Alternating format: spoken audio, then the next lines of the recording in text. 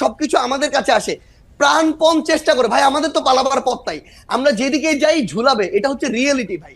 আমি আমি আপনি এমন জায়গাতে আমার নিয়ে আইলেন, এই ছেলে আমার 3 জেনারেশনের ছোট ছেলে মানুষ, তার সাথে আমি মুক্তিযুদ্ধ আদর্শ বাম ডান কিছুই থাকবে না, সব মিলেমিশে করতে হবে।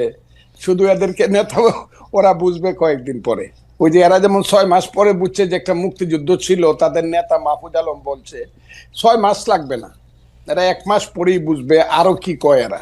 আমি এই কথাটা বলে দিলাম, বাবারা তোমরা ভালো থাকো। এর আগে কোনো মহান নেতার সাথে আমি বসি না, আমি আগে আগে জানলে মহিউদ্দিন সাহেবরে আমি অন্য কিছু বলতাম। শুনো তুমি কথাটা, ফাউন্ডেশন কি বুঝায়? একটা বিল্ডিং এর ফাউন্ডেশন, বাংলাদেশের ফাউন্ডেশন কি? বাংলাদেশ নামটা কিভাবে হলো, কিসের মধ্য দিয়ে বাংলাদেশ? এটা তো নামটা ছিল পূর্ব পাকিস্তান, এটা বাংলাদেশ হলো কেমনে? তুমি 47-কে বলতেছো আজাদির যুদ্ধ, আজাদির যুদ্ধ তো 52 সনে শেষ হয়ে গেছে। 52 সনে আইসেই তো স্লোগান হয়ে গেল আমার মায়ের ভাষা কেড়ে নেওয়া যাবে না, যখন পাকিস্তানিরা পাঞ্জাবিরা আমাদের ভাষা কেড়ে নিতে চাইলো। মাত্র 5 বছরের মাথায় তো সব শেষ হয়ে গেল। এরপরে 52 থেকে যে তোমার সাথে কি বলবো, 69 71, তোমার বাবার জন্ম কত সনে আমি জানি না, আরো পরে হবে, আমার চেয়ে ছোট হবে তোমার বাবা। তুমি একটা কথা মনে রাখবার চেষ্টা করো, ইতিহাস বাদ দিয়া বাংলাদেশের এই যে 62, 64, 66, 69, 71 বাদ দেয়া শুধু তোমরা এসে একটা আন্দোলনে জয়লাভ করে ফেলছো এবং আন্দোলনের মাথায় তোমরা দাঁড়াইছো। এই ফসলটা কিন্তু বপন করছে জমির মধ্যে বিএনপি সহ বিরোধী দল, বীজ ফালাইছে বিরোধী দল, চারা লাগাইছে বিরোধী দল, হালিবাজ দিছে বিরোধী দল, ধান হলুদ করছে পানি দিছে বিরোধী দল। তোমরা এসে 1 মাসে কাইটা দিছো, 1 মাসে কাইটা দিয়ে তোমরা মনে ফজলু ভাই একটা ছোট প্রশ্ন করতে চাই। আপনি যাদেরকে বলতেছেন ওরা আইসা কাইটা দিছে, ওরা না আসলে আপনারা কি কাটতে পারতেন? একদম একদম, হয়তো বা আরো 15 দিন পরে হইতো, আরো 1 মাস পরে হইতো, কিন্তু হতো না। কে বলছে? আমার সন্তানের মতো আমি যখন ছাত্রলীগের প্রেসিডেন্ট 80 সনে, ওই সময় বুধ ও জন্মগ্রহণ করে নাই, আমি 80 সনে ছাত্রলীগের প্রেসিডেন্ট, 83 পর্যন্ত এরশাদ বিরুদ্ধে আন্দোলনের আমি প্রধান নেতা। যেদিন জয়নাল জাফর মুজাম্মেল কাঞ্চন দীপালি শাহ, আমি প্রধান নেতা, আমি একা বক্তৃতা করছি। এগুলো তো এদেরকে বলে লাভ নাই তো এইসব কথা। তুফাইল আহমদরা কারা, শাহ মুয়াজ্জেমরা কারা, নূরে আলম সিদ্দিকে মুক্তিযুদ্ধ কারা করছে? এরা কি আন্দোলন সংগ্রাম করে এরা কি আন্দোলন করেই কইছে আমাকে মন্ত্রিসভায় নেও আর আমার কথায় রাষ্ট্র চলবো? এরা তো গিয়ে এখন গ্রামে গ্রামে বৈশা থাকে, ওই যে সমন্বয়কের নামে জেলায় জেলায় কি করতেছে তারা। এখন দল করবে, আমি তাদেরকে অভিনন্দন জানাই রাখলাম, বাবারা একটা দল করো, তোমাদের দল অনেক বড় হোক, সব মানুষ তোমাদেরকে ভোট দেখ, তোমরা মানুষের কাছে যাও, গিয়া তোমরা দেশ চালাও। কিন্তু আমাদেরকে নিয়ে, আমাদের মুক্তিযুদ্ধ নিয়ে কটাক্ষ করিয়া যা ইচ্ছা তা বলবা যে আমরা মাপ চাইতে হবে, এখন মুসলমানরা আল্লাহর কাছে মাপ চাইতে হবে, মুক্তিযুদ্ধের যে কথাটাও আমাদেরকে সহ্য করতে হবে, এবং এই কথার পিছনে জামাত ইসলাম নাই, এটা আমাকে ধরতে হবে। এটা কে বলছে? জামাত ইসলাম সব কিছুর পিছনে আছে, যেখানে তোমরা বলো শিবির আছে সমস্ত কিছুর পিছনে। তবে একটা কথা তোমাদেরকে বলি, এই দিন কিন্তু দিন না, this is not the last. এই মুভমেন্টই লাস্ট মুভমেন্ট না, কিন্তু এই গেমটা কিন্তু ফাইনাল গেম। তোমরা যেটা বলতেছো may not be final game in the history, এটা সেমিফাইনাল ফার্স্ট রাউন্ডও হইতে পারে না। কিন্তু ফজলু ভাই আপনি কি ওদেরকে বেনিফিট অফ ডাউট দিবেন? ওরা তো প্রত্যাহার করলো, এবং কেউ তো আজকেও হান্নান মাসুদ ওই লেখার কথা আপনি বলতেছে, আজকেও হান্নান মাসুদ বলতেছে যে ও শাস্তি দাবি করে, যে লেখক এই লেখা লিখছে, ও দাবি করে যে এডিটর এটা দেখা দেখে নাই সেটার, এটা তো ওর অবস্থান, অনেকেরও অবস্থা। কার কাছে দাবি করে? জামাতের কাছে। শাস্তি কি জামাতের মতো একটা মেথডিক্যাল দল, একটা ক্যাডার ভিত্তিক দল তো 1 সেকেন্ড লাগে শাস্তি নিতে, জামাতের নিচে কতদিন হয়েছে? আপনি তো নিচে নেই তো, বরং জামাত শিবিরের সেক্রেটারি যে, আমি আপনাকে কি বলবো, সভাপতি যে যেভাবে আমি হেলালের সাথে তর্ক করছে, আজিজুল বাড়ি হেলালের সাথে, মুক্তিযুদ্ধ যে সঠিক ছিল না এটা কি ছিল, এইসব কুকথা আকথা বা ওই যে কুযুক্তি আমি তো এই ছেলেদের সাথে আলাপ করতে না না, রাজি না আপনি তো। ছেলেদের সাথে আলাপ করেন না, আপনার কথা বাংলাদেশের সবাই শুনতেছে, এই মুহূর্তে 13,000 জনের বেশি এতে লাইভ দেখতেছে। আপনি আমাকে একটা কথা বলেন, আপনি বাংলাদেশের একজন, মানে আমি কি বলবো, সবচেয়ে সাহসী মুক্তিযোদ্ধাদের একজন, মুক্তিযোদ্ধার একজন কমান্ডার। আমাদের যে 54 বছর পরে আইসা মুক্তিযুদ্ধের গুরুত্ব ওদেরকে বুঝাইতে হইতেছে, আপনি যাদেরকে 2 প্রজন্মের পরের, 3 প্রজন্মের পরে, আমারও 2 প্রজন্মের পরের যাদেরকে এটা বুঝাইতে হইতেছে, এর জন্য কি আমরা দায়ী না? আমরা মুক্তিযুদ্ধটাকে কোন জায়গায় নিয়ে গেছিলাম? আমরা সব জায়গায় 100% দায়ী। 54 বছরের মুক্তিযুদ্ধকে সবাই আপনি আমার ওই বক্তব্য শুনবেন। জি। আমি আমার সন্তানকে বলবো, ওই যে আমি বলছি যে প্রথম দিন থেকেই মুক্তিযুদ্ধের ট্রেনটা ভুল লাইনে উঠছিল। শুনছেন আপনি আমার এই বক্তব্যটা? এটা আমি কারে বলছি? কিন্তু ফজলু ভাই, আমার একটা আফসোস কি জানেন, যেই কথা আপনি ধরেন 1972, 73, 74 সালে আপনি বলতেছেন, 30 বছর 35 বছরের একটা দুর্দণ্ড প্রতাপশালী যুবক, সেই কথাই যখন আবার ওরা বলে, ওর কাছাকাছি কথা বললে আপনি এটা সহ্য করতে পারতেছেন না, এটার কারণটা কি আসলে? না, ওরা তো মুক্তিযুদ্ধটাকে মাকে অস্বীকার করে। মাকে যে অস্বীকার করে সে সন্তান না। আমি তো মাকে অস্বীকার করি না। আমি বলি আমার মাকে ভুল পথে নেওয়া হয়েছে, আমি বলি সেইটা। আমি তো মাকে অস্বীকার করি না, তো মা অস্বীকার করে। তাই নাকি? আমি মুক্তিযুদ্ধ তো অস্বীকার করি না, আমি বলি মুক্তিযুদ্ধের ট্রেনটাকে ভুল পথে চালানো। আমি বলি তো সেইটা। শুধু ট্রেন ভুল পথে চালানো না, মুক্তিযুদ্ধের নাম কইরা মানে শোষণ, জনতোষণ, দুর্নীতি। মুক্তিযুদ্ধের নাম করে লাভ হয়েছে। ওই যে ছেলে এখন কথা বলতেছে, হ্যাঁ, ইউনিভার্সিটিতে পড়ে বা অনেক সুন্দর সুন্দর কথা বলে, এরা কথা বলে মুক্তিযুদ্ধ না হইলে ভুল ত্রুটি যত কিছু 54 বছর বলেন, বাঙালির সন্তান কিন্তু জেনারেল হইতো না, জেনারেল ওয়াকারুজ্জামান হইতো না, বাঙালির সন্তান কিন্তু সিনিয়র সচিব হইতো না, বাঙালির এই দেশে আদমজি, ইস্পাহানি, দাউদ, বাওয়ানির সাইকেলের গাড়ি দেখতাম, তার নাতিদের গাড়ি। আমাদের সেই ছেলে যে এখন ওদের যে নেতা হাসনাত আব্দুল্লাহ, আমি তাকে ধন্যবাদ দিব। সে বলছে আমি 4 কোটি টাকা দামের গাড়ি দৌড়াই। 4 কোটি টাকার গাড়ি বাঙালি ছেলেদের থাকতো না। আদমজির নাতি রোলস রয়েস গাড়ি আমাদের দেখতে হতো। মুক্তিযুদ্ধ হয়েছে বলেই বাঙালি বলতে পারে 36,000 কোটি টাকা চুরি করার মতো সুবিধা হয়েছে। না হইলে দাঁড়ায় দাঁড়ায় দেখতে হইতো পাঞ্জাবিরা কি করে দেশ লুট করে, আর আমাদের মেয়েদেরকে নিয়ে গিয়ে সুন্দর সুন্দর বাগনা বানায়। মুক্তিযুদ্ধ সবটা খারাপ এই কথাটা আমি বলবো না। আমার মনে যে ভুল হয়েছে, কিন্তু মুক্তিযুদ্ধ সবটা খারাপ। মুক্তিযুদ্ধ হওয়ার ফলেই বাংলাদেশ নামে একটা দেশ হয়েছে, বাঙালি জাতির একটা রাষ্ট্র হয়েছে। বাস দ্যাটস অল। আমি আপনাকে শেষবারের মতো আসবো 1 মিনিটের একটা প্রশ্ন করার জন্য। সেই প্রশ্নটা হচ্ছে এরকম, যে আপনি বাংলাদেশের রাজনীতির, যেটা আমি প্রথমেই করেছিলাম, যে 54 বছরের মধ্যে কোন সময়টা বাংলাদেশ রাষ্ট্র হিসাবে মুক্তিযুদ্ধের আদর্শে পরিচালিত হয়েছে বলে আপনি মনে করেন? আমি বলি তো সেইটা। শুধু ট্রেন ভুল পথে চালানো না, মুক্তিযুদ্ধের নাম কইরা মানে শোষণ, জনতোষণ, মুক্তিযুদ্ধের নাম করে লাভ হয়েছে। ওই যে ছেলে এখন কথা বলতেছে, হ্যাঁ, ইউনিভার্সিটিতে পড়ে বা অনেক সুন্দর সুন্দর কথা বলে, এরা কথা বলে মুক্তিযুদ্ধ না হইলে ভুল ত্রুটি যত কিছু 54 বছর বলেন, বাঙালির সন্তান কিন্তু জেনারেল ওয়াকারুজ্জামান হইতো না, বাঙালির সন্তান কিন্তু সিনিয়র সচিব হইতো না, বাঙালির এই দেশে আদমজি, ইস্পাহানি, দাউদ, বাওয়ানির সাইকেলের গাড়ি দেখতাম, তার নাতিদের গাড়ি। আমাদের সেই ছেলে যে এখন ওদের যে নেতা হাসনাত আব্দুল্লাহ, আমি তাকে ধন্যবাদ দিব। সে বলছে আমি 4 কোটি টাকা দামের গাড়ি দৌড়াই। 4 কোটি টাকার গাড়ি বাঙালি ছেলেদের থাকতো না। আদমজির নাতি রোলস রয়েস গাড়ি আমাদের দেখতে হতো। মুক্তিযুদ্ধ হয়েছে বলেই বাঙালি বলতে পারে 36,000 কোটি টাকা চুরি করার মতো সুবিধা হয়েছে। না হইলে দাঁড়ায় দাঁড়ায় দেখতে হইতো পাঞ্জাবিরা কি করে দেশ লুট করে, আর আমাদের মেয়েদেরকে নিয়ে গিয়ে সুন্দর সুন্দর বাগনা বানায়। মুক্তিযুদ্ধ সবটা খারাপ এই কথাটা আমি বলবো না। আমার মনে যে ভুল হয়েছে, কিন্তু মুক্তিযুদ্ধ সবটা খারাপ। মুক্তিযুদ্ধ হওয়ার ফলেই বাংলাদেশ নামে একটা দেশ হয়েছে, বাঙালি জাতির একটা রাষ্ট্র হয়েছে। বাস দ্যাটস অল। আমি আপনাকে শেষবারের মতো আসবো 1 মিনিটের একটা প্রশ্ন করার জন্য। সেই প্রশ্নটা হচ্ছে এরকম, যে আপনি বাংলাদেশের রাজনীতির, যেটা আমি প্রথমেই করেছিলাম, যে 54 বছরের মধ্যে কোন সময়টা বাংলাদেশ রাষ্ট্র হিসাবে মুক্তিযুদ্ধের আদর্শে পরিচালিত হয়েছে বলে আপনি মনে করেন? সেই সময়টা হলো 10 এপ্রিল থেকে 16 ডিসেম্বর 1972 সন, মানে মোটামুটি ভাবে। হ্যাঁ, 10 এপ্রিল 1971 সাল থেকে, 10 এপ্রিল 1971 সাল থেকে 71 না, 10 এপ্রিল 1972। মুক্তিযুদ্ধের পরের কথা বলছি আমি, ওকে, থেকে 4টা এবং আলটিমেটলি 16ই ডিসেম্বর পর্যন্ত মানে ওই পথে, মুক্তিযুদ্ধের পথে দেশটা চলছিল। কেন?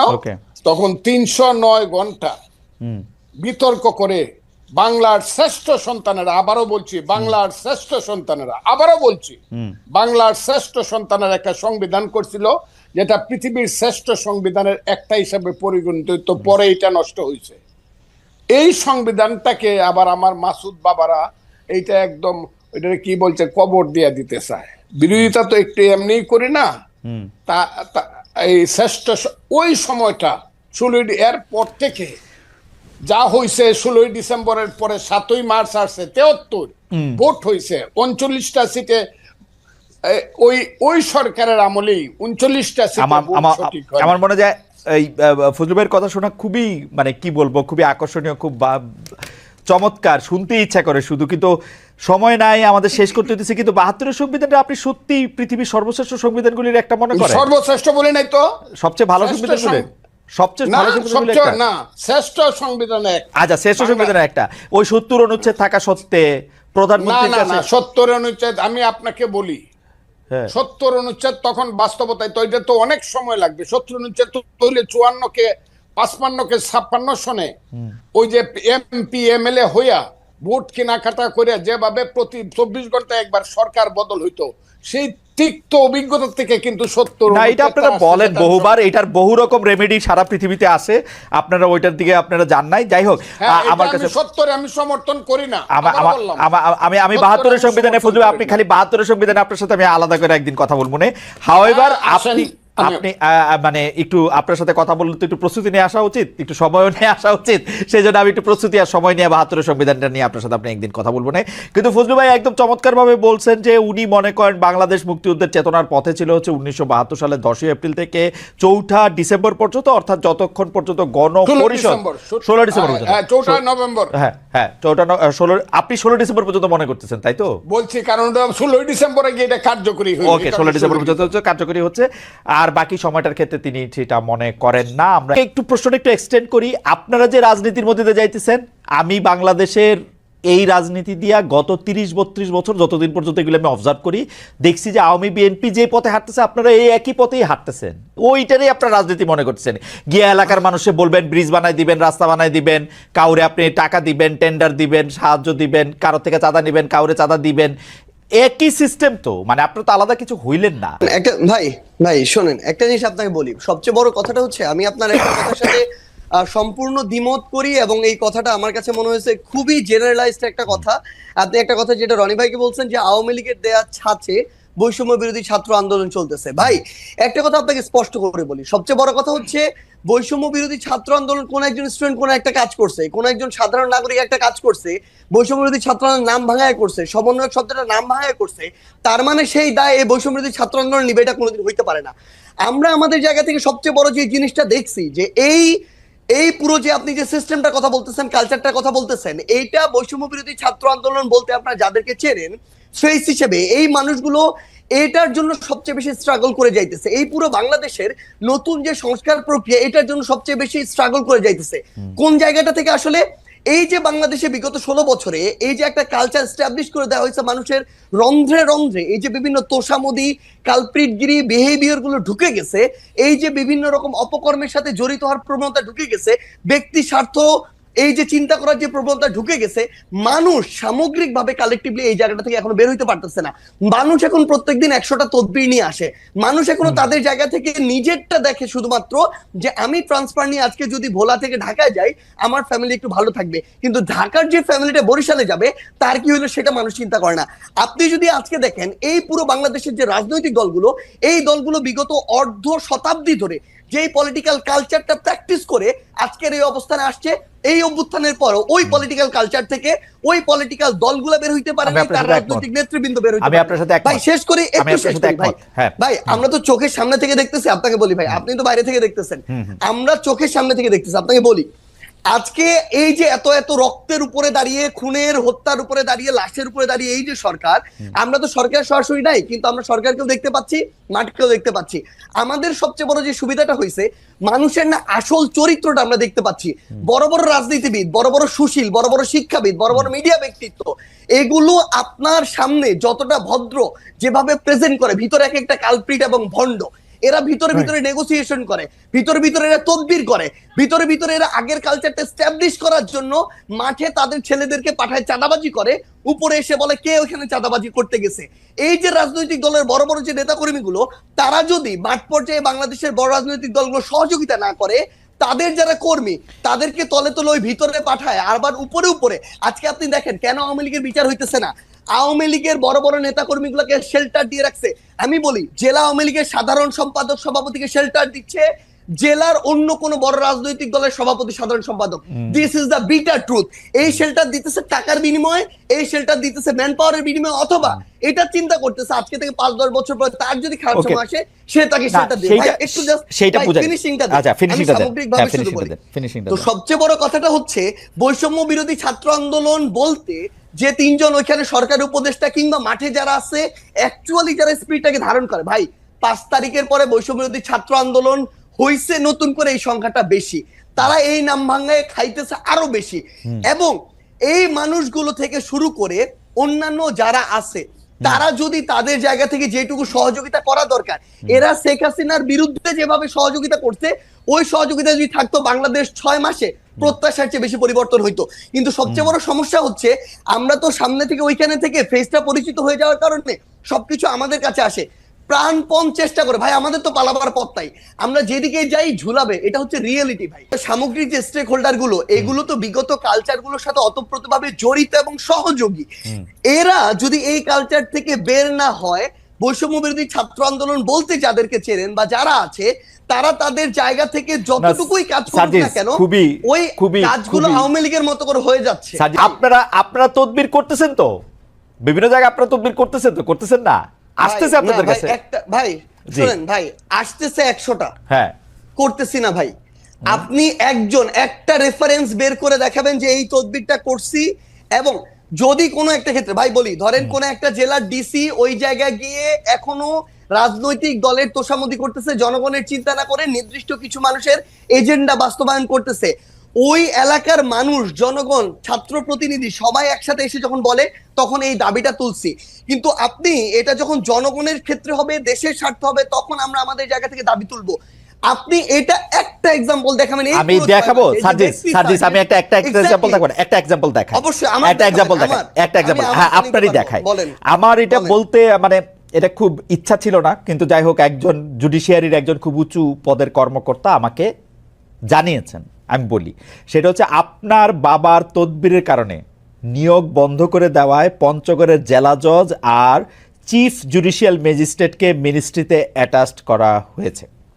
ভাই শোনেন, একটা কথা বলি, মানে এই যে মানে এটার চেয়ে বড় প্রোপাগান্ডা। এবং মানে আপনি শোনেন, জাস্ট একটা এক্সাম্পল, পুরো পঞ্চগড় জেলার যত মানুষ আছে তাদেরকে জিজ্ঞাসা করবেন, পুরো পঞ্চগড় জেলার বৈষম্য বিরোধী ছাত্র আন্দোলন আছে তাদেরকে জিজ্ঞাসা করবেন, পুরো পঞ্চগড় জেলার বৈষম্য বিরোধী ছাত্র আন্দোলন পুরো জেলা কোর্ট থেকে শুরু করে এভরিথিং ব্লক করে রাখছিল শুধু একটা কারণে, এই জেলা জজ এবং চিফ জুডিশিয়াল ম্যাজিস্ট্রেট তারা তাদের জায়গা থেকে একটা নিয়োগ প্রক্রিয়ার পরীক্ষার আগেই তারা বিভিন্ন জায়গায় ম্যান সেট করে রাখছিল। এবং ওইখানে যারা পরীক্ষার্থী ছিল তাদের প্রতিবাদের মুখে পড়ে তারা পরীক্ষাটা পর্যন্ত বন্ধ করে দিতে বাধ্য হয়। এবং সবচেয়ে মজার বিষয় হচ্ছে, একটু অ্যাড করি ভাই, সবচেয়ে মজার বিষয় হচ্ছে, ওইখানে অ্যাপ্লাই করেছিল মনে করেন 2000 স্টুডেন্ট, তারা তাদের মতো করে বিভিন্ন এক্সকিউজ দিয়ে প্রায় অর্ধেক স্টুডেন্টকে পরীক্ষা দিতেই দেয় না, বাকিদেরকে দিয়েছিল। এবং এটা পর্যন্ত রেফারেন্স ওই স্টুডেন্টদের পরীক্ষার্থীদের কাছে চলে গিয়েছিল, বিভিন্ন পলিটিক্যাল দল তাদের জায়গা থেকে লিস্ট পাঠিয়েছিল। এবং এই চিফ জুডিশিয়াল ম্যাজিস্ট্রেট এবং জেলা জজ যিনি রয়েছেন, তারা বিগত সময়ে আওয়ামী লীগের সময়ে তারা ওই সময় যে আইন এবং বিচার মন্ত্রণালয়ের যিনি মন্ত্রী ছিলেন, তার লিস্ট দেখে দেখে পঞ্চগড়ে নিয়োগ দিয়েছে। এই অভিযোগগুলো এক করে পুরো পঞ্চগড় জেলার ওই পরীক্ষা যারা পরীক্ষার্থী তারা রাজপথে নেমেছিল, মানুষ নেমেছিল, বৈষম্যবিরোধী ছাত্র আন্দোলন নেমেছিল। কোন সিঙ্গেল একজন পার্সন যদি এটা বলতে পারে, ভাই আমিও বলতে পারি, খালেদ মহিউদ্দিন ভাই বিগত সময়ে এরকম অনেক কঠিন কঠিন টকশো করেছেন, কিন্তু তারপরও আওয়ামী লীগের বিরুদ্ধে কঠোর হন নাই। সাপোজ এটা এরকম আসতেছে, এই জন্য ভাই 100 কোটি টাকা পেয়েছিলেন, এটা আমি বললাম, কিন্তু এটা কোনদিন সত্য হইতে পারে না। আপনি সিঙ্গেল এরকম একটা দেখাবেন যে কেউ একজন বলবে যে আমাদের একটা রেফারেন্স ওই জায়গায় গিয়েছিল, যে কারণে আমরা এটা বাধা দিয়েছি। প্রথম কথা যে আপনারা এটা খুব ভালো করে জানেন, আপনারা কিন্তু রাজনৈতিক আন্দোলন করেন নাই রে ভাই, আপনারা কিন্তু রাজনৈতিক আন্দোলন করেন নাই, আপনারা চাকরি আন্দোলন করছেন। না ভাই, সবচেয়ে বড় শুনেন, আপনার কাছে অভিযোগটা আসছে, তারপর আপনি এটা সমাধান করলেন, ব্যাপারটা কিরকম? না না না, আমার কাছে অভিযোগ কেন আসবে? আমার কাছে কোনো অভিযোগই আসে নাই। আমরা আমাদের জায়গা থেকে যে জিনিসটা দেখেছিলাম যে যখন পঞ্চগড় জেলার বৈষম্যবিরোধী ছাত্র আন্দোলন এই একটা মানে আগে থেকেই ঠিক করা নিয়োগ প্রক্রিয়ায় যাচ্ছিল, এবং তাদের আগের রেকর্ডগুলো এরকম যে বিভিন্ন রেফারেন্সে, বিভিন্ন সুপারিশে এবং অর্থ লেনদেনের মধ্য দিয়ে তারা নিয়োগ দিয়েছে। পুরো বৈষম্যবিরোধী ছাত্র আন্দোলন শুধু না, পুরো পঞ্চগড় জেলা জজ কোর্ট জানি, যত অ্যাডভোকেট আছে সবাই জানে যে তারা এগুলোর সাথে জড়িত। ভাই শেষ করি তো, তখন যখন তারা এই আন্দোলনে নামে, সেই জায়গার জেলা প্রশাসক থেকে শুরু করে জেলা পুলিশ সুপার এবং অন্যান্য যারা, ইভেন আইন এবং বিচার মন্ত্রণালয়ের যারা যিনি দায়িত্বে রয়েছেন সচিব হিসেবে বা অন্যান্য হিসেবে, তারা তাদের জায়গা থেকে এই বিষয়টি শুধু আমাকে বলেছিল যে এইটুকু যেন দেখা যায় যে স্টুডেন্টরা যেন ওখানে ভাঙচুর না করে বিচারিক প্রাঙ্গণে। সেই জায়গাটিতে আমরা আমাদের জায়গা থেকে বৈষম্যবিরোধী ছাত্র আন্দোলনকে বলেছিলাম তারা তাদের যৌক্তিক আন্দোলন চালিয়ে থাক, কিন্তু তারা যেন কোনো ভাঙচুর প্রক্রিয়া রাখে, এইটুকু। এটা হচ্ছে প্রশাসনিক বিষয় ভাই, কিন্তু না ভাই আমার মনে হয় যে একটা কথা অ্যাড করতে হবে ভাই, একটা কথা অ্যাড করতে হবে, সেটা হচ্ছে সবচেয়ে বড় বিষয় হইতেছে কি ভাই, কিছুদিন আগে আমি এরকম দেখছিলাম সোহরাওয়ার্দী মেডিকেলে একটা প্রেসক্রিপশনে লেখা সমন্বয়ক সার্জিস আলমের আত্মীয়, বাড়ি হচ্ছে নাটোর না পাবনা, এরকম কিছু একটা জায়গা। আমার 14 গোষ্ঠীতে ভাই এখানে কেউ নাই। এখন অল্প কিছু নাম যেহেতু সবাই জানে, এই নামগুলোকে বিভিন্নভাবে ব্যবহার করা হয়। যখন দেখতেছে তার প্রত্যাশিত কিছু একটা হচ্ছে না, তখন যাকে তার সন্দেহ হচ্ছে তার বিরুদ্ধে এরকম এলিগেশন দিয়ে দিচ্ছে। কিন্তু এটা যখন ভাই একটা জিনিস শুধু বলি, এটা যখন আপনি আপনার জায়গায় এরকম, আপনি ভাই আমাদের কাছে অনেক রেসপেক্টেড, একদম সোজা বাংলা কথা বলি ভাই, সো সেই জায়গায় যখন এরকম মানে এরকম একটা কথা চলে আসে, কেউ একজন বললো ওইটা এরকম একটা মেইন স্ট্রিম জায়গায় চলে আসে, এটা খুবই অপ্রত্যাশিত। আর আপনাকে যদি অফিসের কথা এবং এই কথাটা বলি ভাই, আমি আমার জেলায় এ পর্যন্ত 8000 কম্বল দিয়েছি ভাই। এই টাকাটা কোনো চাঁদার টাকা না। এই 8000 কম্বল আমি যদি ওই মানুষগুলোর সাথে যোগাযোগ করে না নিতাম, ওই মানুষগুলো অন্য কাউকে দিত। বাংলাদেশে এরকম অন্তত কয়েক হাজার মানুষ আছে যারা প্রত্যেক বছর 10-20 হাজার কম্বল বিভিন্ন জায়গায় দেয়। আমি এর মধ্যে মনে করেন 10 জন মানুষের খোঁজ পেয়েছি বা খুঁজে বের করেছি। আমি ওটাতে যাচ্ছি ভাই, আমি তাদেরকে বলেছি যে ভাই আমার পঞ্চগড়ে প্রচন্ড শীত, আপনি যদি আমাকেও 1000 দিতেন, আমি আমার মাধ্যমে বিতরণ করতাম, তাহলে ভালো হতো। তারা দিয়েছেন, এইটুকুই কম্বলের বিষয়। 2 নম্বরে আসেন ভাই রূপায়ণ টাওয়ারের বিষয়।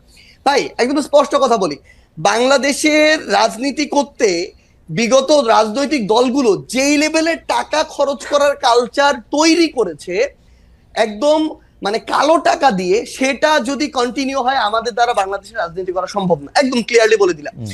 আমরা আমাদের জায়গা থেকে ভাই একটা ফাউন্ডেশন করার প্রসেস অলমোস্ট শেষের দিকে। এই ফাউন্ডেশনে ওপেন ফান্ডিং হবে দেশের এবং দেশের বাইরের। আমরা আমাদের জায়গা থেকে আমাদের ম্যানিফেস্টো তুলে ধরবো পুরো পৃথিবীর মানুষের সামনে। আমরা যদি আমাদের রাইট ট্র্যাকে থাকি তারা ফান্ডিং করবে, যদি না থাকি তারা ফান্ডিং করবে না।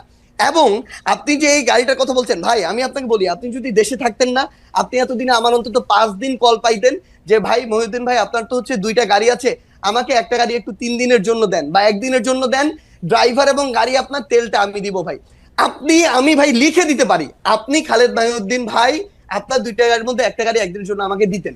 এরকম আমাদের বাংলাদেশে এই অভ্যুত্থান পরবর্তী সময় হাজার হাজার মানুষ আছে ভাই, যে 16 বছর পরে একটু হাত ছেড়ে নিঃশ্বাস নিচ্ছে। এই মানুষগুলোর ওই সামর্থ্যটুকু আছে। এই মানুষগুলো এখন লক্ষ লক্ষ কোটি কোটি টাকা তাদের উপরে যে